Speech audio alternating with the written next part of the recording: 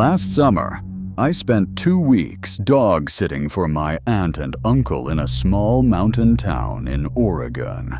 They had a beautiful but remote cabin that sat on the edge of a national forest, with the closest neighbor almost a mile away.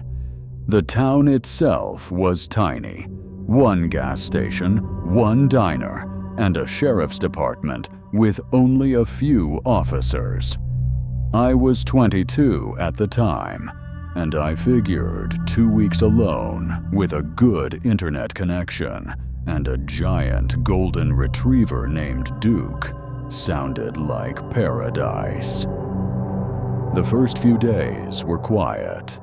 I worked remotely, took long walks with Duke through the forest trails, and spent evenings watching movies with the windows open to let in the cool breeze.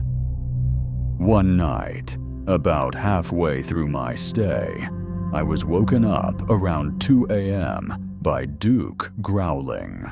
Not barking, growling low and steady. I sat up in bed and listened. At first, I didn't hear anything, but then there it was, a faint knock at the front door. I froze. Who the hell would be knocking at 2 a.m. out here? I got up quietly and peeked through the blinds. A man stood on the porch, half lit by the motion sensor light. He was wearing a police uniform. I felt a weird mixture of relief and confusion. I wasn't expecting anyone, but at least it was a cop, right? I opened the small window near the door and asked, "Can I help you, officer?" He looked up, smiled faintly, and said, "Ma'am, we received a call about a possible trespasser in the area. I need to check your property." His voice was calm, but something about his tone felt wrong. I asked which department he was from. He paused just a second too long. "Lincoln County Sheriff's Office," he finally said. I hesitated. That was the right county, but he didn't sound local. Plus, there was no squad car in the driveway. "I'm sorry, but I didn't call anyone," I said. "Can I see your badge?" Another pause. "It's on my chest, ma'am." I squinted through the blinds. There was something shiny pinned to his chest, but it didn't look right. Too big, too round, almost like a Halloween prop. Duke started barking loudly now, hurling himself at the door. The man's expression changed. His smile vanished. "Ma'am, you need to open this door. I have authority to enter the premises." That was when I knew something was off. He didn't even try to sound professional anymore. It was like a bad actor dropping character. "I'm calling the sheriff's office," I said, slamming the window shut. I grabbed my phone and called the non-emergency line I had saved earlier. My aunt had written it on a sticky note. After a few rings, someone answered. I explained the situation. The woman on the other end immediately said, "Do not open the door. We don't have any deputies in your area right now. Stay on the line." By the time I looked out the window again, the man was gone. The dispatcher said she'd send a real officer from town, but it might take 30,000 or 40 minutes. I locked every door and window, turned off all the lights, and grabbed the baseball bat from under the bed. Duke followed me like a shadow, still growling. About 10 minutes later, I heard footsteps around the back of the house. Then the back doorknob jiggled. I shouted through the door. "The cops are on their way! Get out of here!" Silence. Then, laughter, low and muffled. I didn't know if he was alone anymore. Finally, headlights appeared down the long driveway. A real sheriff's cruiser pulled in. I opened the door just enough to let them in, my hands shaking. 2 actual deputies came inside and swept the property. But the fake cop was gone, vanished into the woods like a ghost. They took my statement and said it wasn't the first time someone had reported a fake officer in the region. A couple cabins had been broken into the previous month. Whoever it was, he was targeting remote homes, using the uniform to get people to open their doors. I stayed with the deputies until sunrise, then drove back to town and got a motel room for the rest of the week. My aunt and uncle understood. I haven't been back to that cabin since. Sometimes, late at night, I think about the sound of that laughter behind the house. I wonder what would have happened if I had opened the door.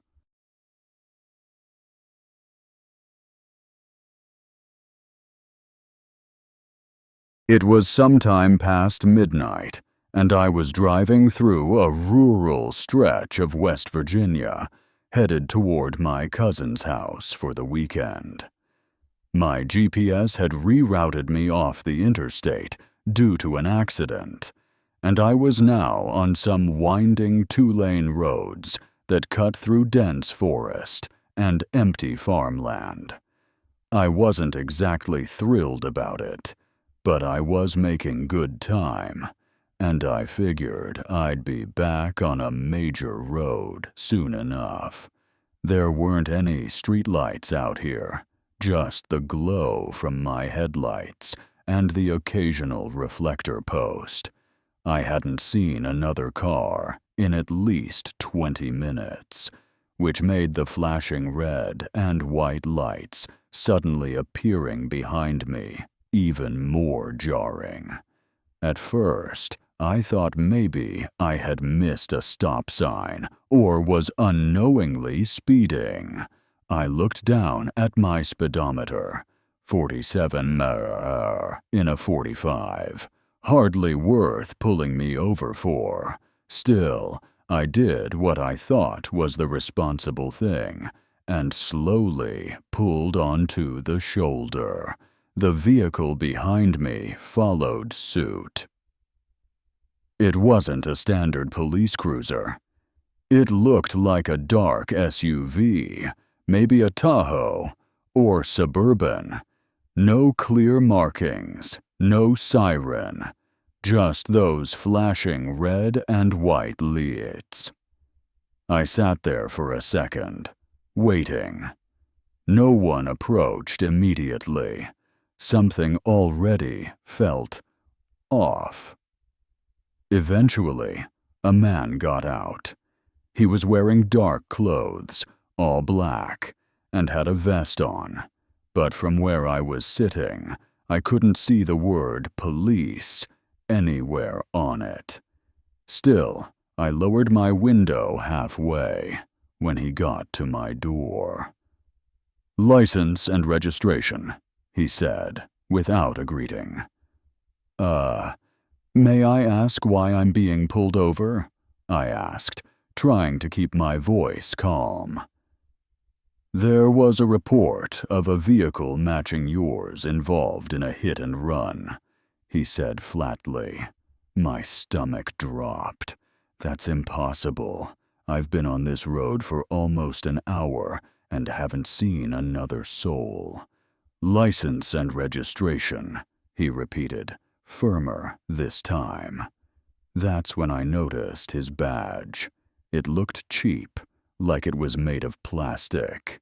It didn't have any department name or seal, just the words, Task Force Unit. I asked for his badge number. He scoffed. "You don't need that. Just hand me your ID." I shook my head slowly. "If you're a real officer, I'd feel more comfortable if we waited for backup or went to the nearest police station." His eyes narrowed. "Sir, step out of the vehicle." "No," I replied firmly. "Not until I know who you are." Then he reached for the door handle. I panicked, yanked the window up, threw the car into drive, and floored it. My tires screeched on the loose gravel, and in my mirror, I saw him running back to his SUV. That's when the chase started. I didn't know where I was going, only that I had to get away. I kept looking for signs, towns, anything. The SUV stayed close behind, lights still flashing, but still no sirens, no radio calls. Nothing about this felt real. I grabbed my phone and called 911. "I think I'm being chased by a fake cop," I told the dispatcher. "No blue lights, unmarked SUV. He won't give me ID. He tried to open my door." The dispatcher was calm, but concerned. She asked for my location. I rattled off the last street sign I had seen and begged for help. "Head to the Hillsdale Police Department," she said. "It's 7 miles east of you. I'll notify them you're coming." I followed her directions, and after a few minutes the SUV was still behind me. But once we hit a well-lit area near a gas station, the vehicle suddenly slowed down and turned into a side road. Lights off. He was gone. I kept going until I saw the brick building with Hillsdale PD lit up in neon. A patrol car was already outside. An officer waved me into the lot. I parked, shaking, heart pounding. He immediately asked if I was the one who had called. I told him everything. The fake badge, the unmarked car, the black vest, how he tried to get me out of the car. The officer took my statement, details about the suspect's face, the make of the SUV, and the direction he turned. "We've had reports like this before," he said grimly, "but they've never gotten this close." He thanked me for staying in my car and trusting my gut. I never found out if they caught the guy, but to this day, I still double-check every flashing light behind me, and I never pull over unless I'm absolutely sure it's the real thing.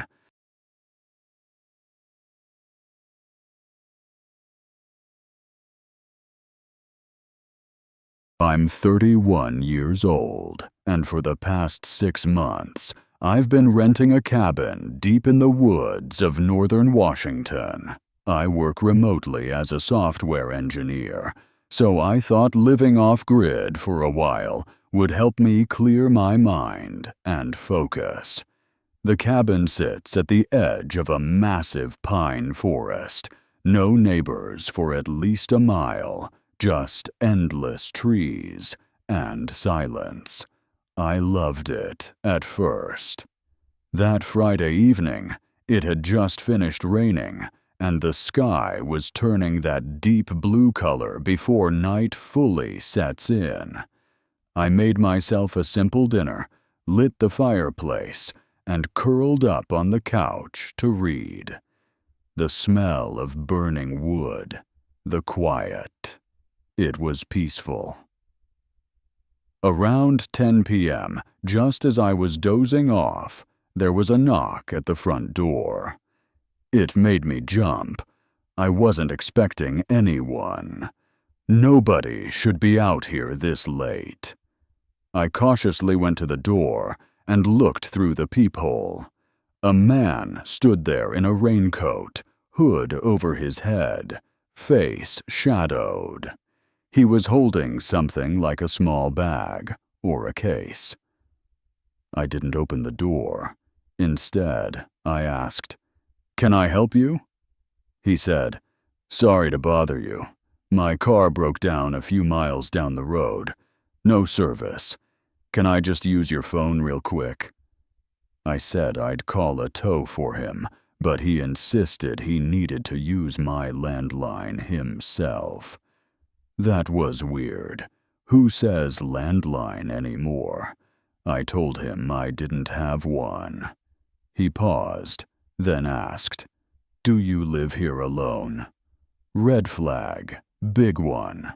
I said, "My husband's sleeping, so I'd prefer you leave." He didn't respond, just stood there, then turned around slowly and walked back down my porch steps and disappeared into the darkness. I locked the deadbolt, shut all the blinds, and kept the lights off. Every horror movie I've ever watched came flooding into my head. At 10:30 p.m., my phone rang. Unknown number. Against my better judgment, I picked up. A woman's voice said, "This is Deputy Morgan with the local sheriff's department. We're making a wellness check on your residence. There was a call about someone matching a dangerous suspect's description in your area." I said, "Someone already came to my door. I didn't let them in." She paused, then said, "We have an officer outside your cabin. Could you please open the door for confirmation?" No, just no. I wasn't buying it. So I said, "I need the officer to hold up their badge to the front window." Another pause. Then she said, "We can't do that, ma'am. Procedure doesn't allow." Click. I hung up. I called the actual sheriff's office. They said no deputies had been dispatched to my area. The woman on the line told me to arm myself and stay inside until help could arrive. It would take them about 20 minutes to reach me. 5 minutes later, I heard movement outside. Footsteps, soft crunching in the wet gravel. Then, a low tapping sound on the side of the house, not at the front door, somewhere near the back window. I crept into the kitchen and grabbed a hunting knife I kept in the drawer and crouched by the window. And then I saw it. A face pressed against the glass. A man in a soaked raincoat with the hood off. He was bald, his skin pale, and he was grinning, the glass fogged up from his breath. He knocked again. Then there was another one. A second man, at the corner of the cabin. I hadn't seen him before. They started circling the house, knocking on different sides, sometimes banging, sometimes scratching.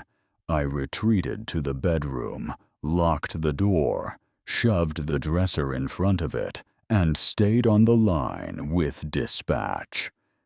The woman assured me officers were getting close, but I was shaking. Suddenly, I heard glass shatter. The small window in the bathroom. I heard someone climbing in. I yelled into the phone, "They're inside." She told me to stay hidden and silent. I could hear footsteps now, one set, slowly moving through the cabin, creaking floorboards. The man was humming. It felt like forever before I saw red and blue lights flooding through the trees. Then came the shouting. Officers stormed the cabin, found the intruder in the living room, and tackled him. He had a crowbar. The other guy, he vanished into the woods. They searched for hours but didn't find him. The one they caught was a wanted felon from out of state. No ID on him, just a burner phone and fake police radio.